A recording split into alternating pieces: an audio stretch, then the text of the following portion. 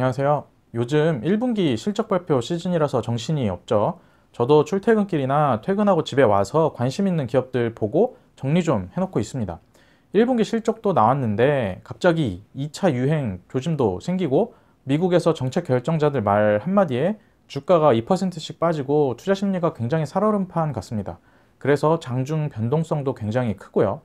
요즘같이 변동성이 커진 시장에서는 뉴스나 실적에 따라 혹은 실적에 붙은 컨센에 따라 주가 변동성도 같이 커지고 그에 따라 우리 투자자들의 희비도 갈리고 있습니다. 제가 과거를 돌아보니까 이런 실적 발표 전후에서 변동성이 클 때 실수가 참 많았던 것 같아요. 그 실수만 좀 줄였어도 수익률이 훨씬 나아지지 않았을까 싶기도 하고요. 특히 종목 선정 자체는 괜찮았는데 매매에서 실수가 있으면 참 뼈아프죠. 물론 바닥에 사서 꼭지에 파는 것은 불가능하지만 여기서 실수라는 것은 충분히 스터디했고 좋은 회사인 것을 알고도 급하게 팔아버려서 주가가 훨씬 올라버린 경우나 아이디어가 명백히 훼손됐는데 가격만 보고 물타기를 해버려서 결국 손실을 더 많이 입은 이런 경우를 말합니다. 이런 실수들이 누적되면 포트에 상당한 피해를 입히고 종국적으로 투자해서 실패하게 만들거든요. 그런 의미에서 오늘은 우리 투자자들을 실패하게 만드는 실수에 대해서 이야기를 해보려고 해요. 실수 혹은 착각이라고도 할 수 있을 것 같은데요. 이런 실수, 착각들을 모아보면 결국 투자에서 우리가 왜 자꾸 실패하는지 알게 되고 그것을 알고 개선하면 좀 더 나은 성과를 얻을 수 있겠죠.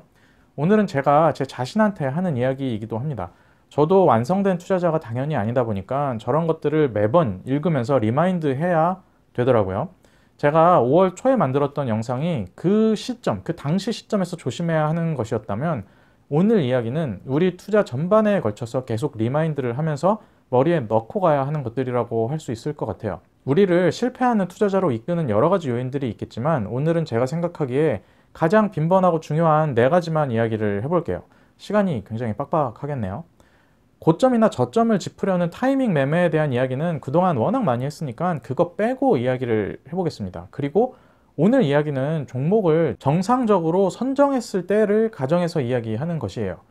막 무슨 말도 안 되는 종목들, 돈은 1원도 못 벌고 까먹기만 하는데 무형자산만 왕창 쌓아놨다가 한 방에 생각하고 또 유상증자하고 인터뷰 갑자기 튀어나와서 잘 되고 있다고 사기치는 종목 선택해놓고 투자가 어렵다는 말을 하면 당연히 안 되겠죠. 이렇게 제껴야 하는 기업의 특징이랑 실제 예시에 대한 영상도 곧 준비해 보도록 하겠습니다. 올바른 종목 선정 방법은 유튜브에 제가 여러 번 얘기했으니까 넘어가고 바로 본론으로 들어갈게요. 먼저 첫 번째로 종목을 잘 선택했는데도 우리가 실패하는 가장 큰 원인은 감정적으로 거래하기 때문입니다. 감정적으로. 투자 자체는 매우 이성적인 행동이에요. 회사의 BM을 분석하고 비즈니스 모델을 분석하고 재무제표를 보고 주가의 수준을 감안해서 싼지 비싼지 결정하고 싸다고 판단되면 회사와 동행을 위해 주식을 사죠. 사실 투자 프로세스 자체에 감정이 들어가는 부분은 없습니다. 벤저민 그레이엄이 이런 말도 했잖아요. 다른 분야라면 위대한 성취에 열정이 필요할 수도 있지만 월스트리트에서는 거의 예외 없이 재앙을 가져올 뿐이다 라고요. 투자에 감정이 필요하지 않은데 진짜 문제는 필요하지 않은 것과 별개로 투자가 매우 감정적으로 흐른다는 것입니다. 과잉 반응한다고 하잖아요. 흥분해서 과도하게 매수한다든지 너무 놀라서 과도하게 매도한다든지 하는 것인데요. 인내심을 발휘해야 할 때 견디지 못하고 무너지면 대개 종목 선정과 상관없이 좋지 않은 투자 결과로 이어집니다. 감정적으로 거래하는 것을 크게 보면 네 가지로 나눌 수 있어요. 조급하게 즉각적으로 거래하거나 공포에 질려서 투매하거나 손실을 만회하려고 필사적으로 행동하거나 주식과 사랑에 빠지는 경우죠. 조급하게 행동하는 것은 호재와 악재 두 가지의 경우에 동시에 작용을 합니다. 흔히 호재라는 뉴스가 나오면 버스 떠나기 전에 기회의 창이 닫히기 전에 매수해야 한다고 생각을 하시죠. 와, 지금 이거 사야 돼. 이거 마지막이야. 라는 생각으로 막 뉴스 나오자마자 급등하고 있는데 호가창도 얇은데 가격 보지도 않고 시가로 그냥 다 사버리는 사람들 많습니다. 반대로 악재가 터지면 뉴스가 진짜 BM에 미치는 영향이 있는지 고려해보지도 않고 막 그냥 일단 던지고 보는 사람들도 많고요. 다 충동적인 매매라고 생각을 해요. 그리고 뉴스 자체는 그 자체로 어떤 방향성이 있거든요. 한 예로 실적 이벤트가 있어요. 실적 발표 자체는 그냥 팩트인데 그 팩트와 더불어 시장에서는 컨센서스라는 게 있죠. 실제로 어떤 회사 실적이 굉장히 잘 나왔는데 컨센 자체가 너무 높아서 뉴스에 뭐 컨센 미달이라고 뉴스 막 떠버리면 사람들은 다 비슷한 생각을 하게 돼요. 와, 이 회사 컨센 미달이래. 문제 있나 보다. 빨리 던져야겠다. 그러면 며칠간은 사람들이 그냥 내다 버리기 시작합니다. 그 주식을. 근데 BM이 진짜 망가진 것인지 상황을 잘 살펴봐야 돼요. 우리가 뉴스를 진짜 소화했는지 아니면 그냥 뉴스만 눈으로 보고 바로 놀라서 과잉 반응한 것인지 한번 살펴봐야 됩니다. 며칠간 과잉 반응이 지나고 나면 주가는 변동성이 줄어들면서 제자리를 찾는 경우가 굉장히 많아요. 뉴스를 접한 순간의 감정은 투자자를 편향에 빠뜨립니다. 꼭 이성적 판단을 거치고 감정을 제거해서 생각을 해봐야 되고요. 그리고 공포에 질려 투매하는 것은 작년 8월과 올해 3월 하락장 내내 경험을 했었죠. 왜 그러면 안 되는지. 남들 판다고 같이 파는 것이 절대로 안전한 행동이 아니에요. 제가 영상으로 따로 만들어 놓은 것이 있으니까 링크를 걸어드리고 넘어갈게요.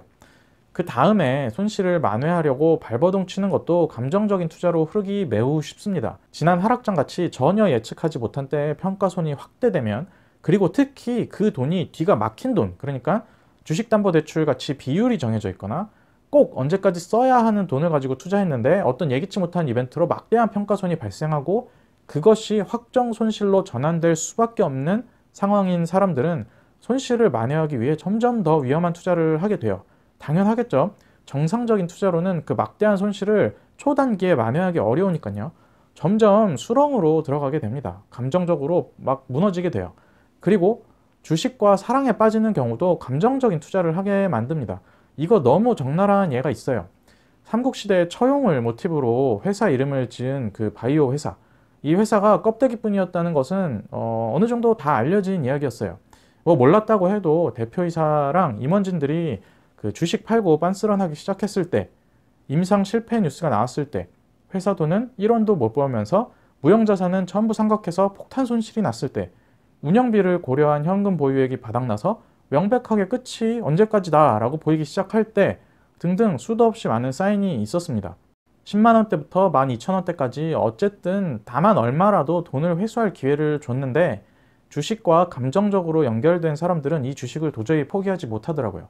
내 꿈이 담겨 있고 내가 얼마나 애정했던 주식인데, 내 인생이 달린 주식인데 하면서 행복회로만 돌리는데, 제가 좀 극단적인 예를 들었지만 이렇게 주식과 사랑에 빠지는 것은 정말 위험한 것입니다. 투자 아이디어든 뭐든 전부 유리한 쪽으로만 받아들이고 듣고 싶은 것만 듣게 만들거든요. 안 좋은 뉴스만 받아들여라 이런 말이 아니고, 감정에 휘둘리지 않기 위해 정말 항상 상황을 객관적으로 보려고 노력해야 합니다. 끊임없이 자기한테 질문을 해야 돼요. 이게 진짜 맞는 건지, 숫자로 내가 확인한 것인지, 내가 사업보고서로 본 것인지 내가 직접 확인을 해야 됩니다. 막 전문가처럼 보이는 사람한테 카더라로 들은 것들 다 제외하고요. 두 번째로 우리가 투자에서 실패하는 원인은 과도한 매매입니다. 제가 상승장이든 하락장이든 거의 매번 영상을 만드는 것이 있는데 성급하게 포트를 조절하지 말자는 거예요. 제가 무슨 엄청난 고수라서 막 여기서 사람들을 가르치기 위해 이런 영상을 만들었던 것이 아니고, 제가 제 자신에게 리마인드 시키기 위해 했던 이야기이기도 합니다. 매매 자체는 굉장히 비용이 적게 보여요. 지금 수수료 무료인 증권사들도 많고 세금도 뭐 매매 한 사이클 돌리면 0.3%밖에 안 나오고요. 그래서 표면적으로 이렇게 매매 비용이 적기 때문에 포트를 샀다 팔았다 엄청 바꿈질을 해도 부담이 없다고 생각하는 사람들도 많습니다. 그리고 그렇게 열심히 뭔가 샀다 팔았다 포트도 바꾸고 해야 내가 뭔가 일을 했고 할 일 했다고 생각을 하죠. 근데 굉장히 큰 착각이에요. 매매가 누적되면 0.3%에 불과한 비용도 쌓이게 됩니다. 매매 잦으신 분들은 매매 비용이 얼마나 발생했나 과거 체크해 보시면 깜짝 놀라실 거예요. 그리고 이것은 눈에 보이는 비용인데 사고 팔 때 호가 갭에서 나오는 비용은 보이지가 않죠. 그리고 대부분 성급하고 과도하게 매매하시는 분들이 팔 때는 뭔가의 공포심을 느껴서 던지고 살 때는 호재에 급하게 반응하면서 사버리면서 호가 차이에서 오는 비용을 정말 비싸게 지불하십니다. 엄청난 손실이에요. 내가 팔면 오르고 내가 사면 떨어진다고 하시는 분들은 스스로 과도하고 성급한 거래를 매번 반복한다고 자기 입으로 말하는 것입니다. 그리고 시장의 분위기와 시장 격언도 우리를 과도한 매매로 이끌어요. 수익 실현해서 망한 경우는 없다. 할 수 있을 때 수익을 실현해서 현금 챙겨라. 확실한 수익이 불확실한 손실보다 낫다. 뭐 이런 식의 말로 투자자가 주식을 보유할 수 없게 만듭니다. 물론 투자 아이디어가 망가져서 매도를 해야 할 때와 어떤 주식이 너무 매력적이라서 지금 사야 할 때는 매매를 과감하게 해야겠지만, 어제는 너무 매력적인 회사였는데 오늘 아침에 보니까 당장 팔아야 할 정도로 망가지거나, 어제는 진짜 이런 쓰레기가 없었는데 오늘 아침에 갑자기 보니까 회사 본질이 180도 바뀌는 경우는 진짜 드물겠죠. 회사 본질은 그렇게 하루 만에 바뀌지 않아요. 흔들리는 것은 그냥 투자자 마음인 것이죠. 특히 탁월한 경영자가 경영하는 뛰어난 회사를 인내심 결핍이나 지금 팔았다가 다른 종목에서 잠깐 먹고 이 종목 다시 떨어졌을 때 물량을 늘리겠다는 생각으로 매매 회전율을 높이는 것은 대표적으로 꽃을 뽑아버리고 잡초에 물을 주는 격이죠. 좋은 종목을 적당한 가격에 샀다면 회전율을 낮추는 것으로도 수익을 크게 낼 수 있습니다. 회사가 성장하고 있고 주가 또한 과거 몇 년간 퍼밴드 상단을 대기권 돌파하듯 뚫어버린 것이 아니라면 잔파도를 모두 타면서 수익을 쥐어짜기 위해 매매를 과도하게 하는 것은 좋지 않다고 생각을 해요. 그 잔파도 당연히 못합니다. 전부 다. 하루 종일 매매창을 들여다볼 수 없는 직장인이라면 당연히 더더욱 그렇고요. 본업도 못하고 주식도 망하게 됩니다. 세 번째 투자 실패 원인은 손절을 못하는 거예요. 여기서 손절은 무슨 5%, 10% 가격 빠지면 로스컷 해버리는 손절을 말하는 것이 아닙니다. 이게 나쁘단 것이 아니고 트레이더가 아닌 투자자로서 가격 변동만 보고 손절하는 것은 의미가 없다는 말이고요. 제가 말하고 싶은 손절은 아이디어가 훼손되고 있다는 것이 명백히 보이는데도 내가 옳다는 것을 증명하려고 주식을 팔지 않는 행동을 말하는 거예요. 의외로 자존심으로 주식하시는 사람들이 많아요. 예를 들어서 어떤 사람이 주위에서 투자 좀 한다는 소리를 듣는데 그 사람이 주위 친구들에게 A라는 종목을 소개했다고 가정해 볼게요. 그럼 A라는 종목에 대해서 이 사람이 오판했거나 투자 아이디어가 훼손됐다면 당연히 손실이든 수익이든 상관없이 매각을 해야 되거든요. 근데 그 종목이 손실 중이라면 주위에 쪽팔려서 기존 의견을 계속 유지하는 경우가 있어요. 우기면서. 현실은 어차피 흑과 백이 아니고 회색지대이기 때문에 막 찾아보면 긍정적인 부분도 당연히 손톱만큼이라도 존재합니다. 그런 부분을 부풀려서 합리화하는 것이죠. 혹은 이런 경우도 있어요. 투자를 옳고 그름으로 접근하시는 분들도 있더라고요. 내가 맞았다, 내가 옳다고 생각하면 바꾸지 않습니다. 특히 정치적인 판단을 개입시키는 분들이 굉장히 많아요. 예를 들어서 중국 국가주석이 방한하는 것을 놓고도 정치적으로 생각해서 주식 투자에까지 영향을 주는 사람이 많더라고요. 투자는 내가 맞고 틀리고 쪽팔리고 안 팔리고 뭐 정치적으로 어떻고 이런 거 중요하지 않습니다. 돈을 벌고 못 벌고가 중요한 것이죠. 어떤 기업에 대해서 상대와 논쟁이 붙으면 내가 상대방을 논쟁에서 이긴다고 수익이 나는 것이 아니에요. 그런 거 정말 하나도 안 중요합니다. 자존심이 아예 중요하지 않다는 것이에요. 누구한테 투자 이야기를 안 하고 혼자만 투자하는 사람은 이런 것에서 좀 더 자유로울 수도 있는데, 여러 사람에게 종목 이야기를 하거나 스터디를 하거나 아이디어 공유를 하는 모임이 있다면 내가 틀렸다고 인정하기 어려울 수도 있죠. 근데 틀렸다면, 훼손됐다면 빠져나와야 됩니다. 그리고 마지막은 망각이에요. 제가 관련 질문이 하도 많아서 영상을 거의 2번, 3번은 만들었었는데 계속 비슷한 질문이 달립니다. 주식을 사고 나서 한 10년, 20년 푹 묵힐 회사를 추천해 달라는 것이에요. 매수한 다음에 잊어먹어도 되는 회사가 있냐는 것인데 그런 회사는 단연코 없어요. 거의 대부분의 회사가 영광스러운 성장 전성기 실적을 계속 유지하지 못합니다. 지금 이미 거대 공룡이 돼버린 P&G 같은 기업도 한때는 초고속 성장 회사였고요. 우리나라에서 어려운 시기를 보냈던, 그리고 지금 보내고 있는 조선, 플랜트, 건설, 중공업 뭐 이런 회사들도 전성기에는 향후 10년, 20년이 보장된 회사로 보였던 때가 있었어요. 주식을 사고 난 다음에 매일 그냥 호가창만 보면서 하루 종일 멍하게 보내는 것도 굉장한 문제지만 그냥 잊어버리는 것도 큰 문제입니다. 투자는 잔디 키우는 것과 같다고 하잖아요. 적당할 때 관심을 줘야 합니다. 최소한 분기 실적은 자세히 체크해야 하고요. 이 회사의 BM에 문제가 없는지, 시장 경쟁자가 등장하지 않았는지 관심을 꾸준히 줘야 됩니다. 이 세상에 사고 난 다음에 잊어먹어도 되는 투자는 이게 투자라고 할 수 없지만 예적금밖에 없습니다. 장기 투자해라, 기업을 팔지 말고 보유해라 라고 하는 것은 비유로 그렇게 하는 것이지 사고 나서 그냥 완전히 까먹어도 된다는 의미가 아니에요. 특히 그냥 대기업을 우량주로 생각하시는 분들이 있는데 사먹고 까먹으면 제가 지금 보여드리는 주식처럼 될 확률도 있습니다. 이렇게 되면 거의 노후가 파산이겠죠. 이 외에도 많은 것들이 있겠지만 지금같이 변동성이 크고 분기 실적이 나와서 시장에 온갖 뉴스가 쏟아질 때 우리가 실패하지 않기 위해 기억해야 할 것에 대해서 다시 한번 리마인드 해야 한다는 생각으로 영상을 만들어 봤습니다.